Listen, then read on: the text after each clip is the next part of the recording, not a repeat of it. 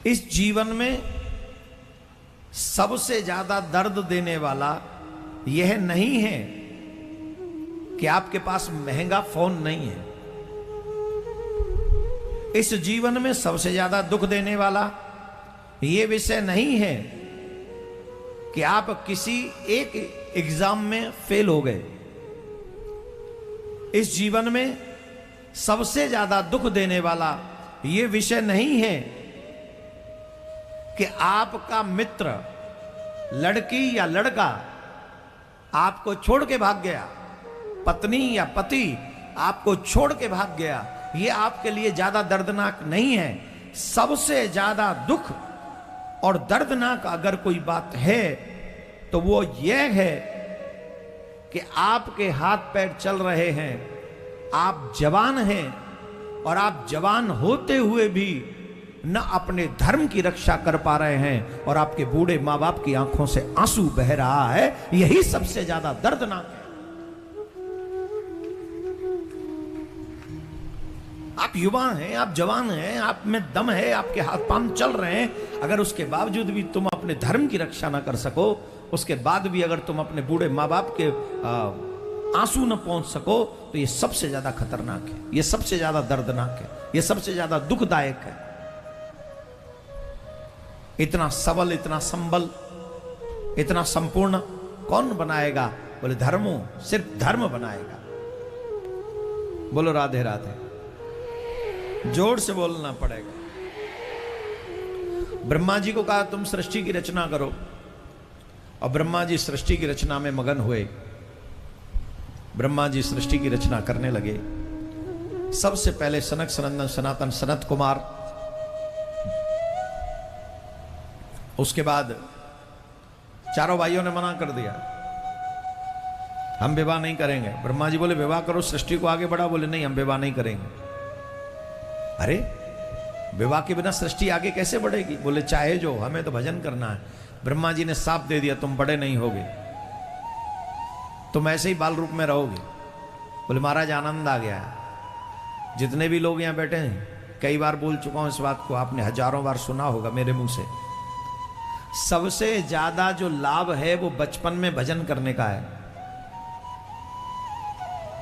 जो लोग बचपन में भजन करते हैं उन्हें फल बहुत ज्यादा मिलता है।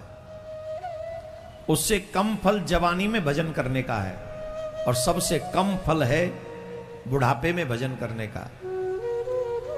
और जिसने न बचपन में भजन किया हो, न जवानी में भजन किया हो, बुढ़ापे में तो भजन होता ही नहीं, फिर प्रैक्टिस नहीं होती ना। और जब प्रैक्टिस नहीं होगी तो अचानक से भजन कैसे करोगे तुम? अचानक से भजन हो ही नहीं सकता। इसलिए जब तक प्राण हो तब तक एक इच्छा ही रहनी चाहिए कि हमारे मुख से भगवान का नाम जितना जल्दी हो सके वो प्रारंभ हो जाए। ये माँ बाप की भी, माँ बाप का दायित्व है कि बचपन से ही अपने बच्चों को, हम मुसलमान भाइयों को देखो ना, वो बचपन से ही अपने बच्चों के हाथ में कुरान पकड़ाते हैं और 5 समय नमाज पढ़वाते हैं। तो जो वो कर सकते हैं वो तुम क्यों नहीं कर सकते?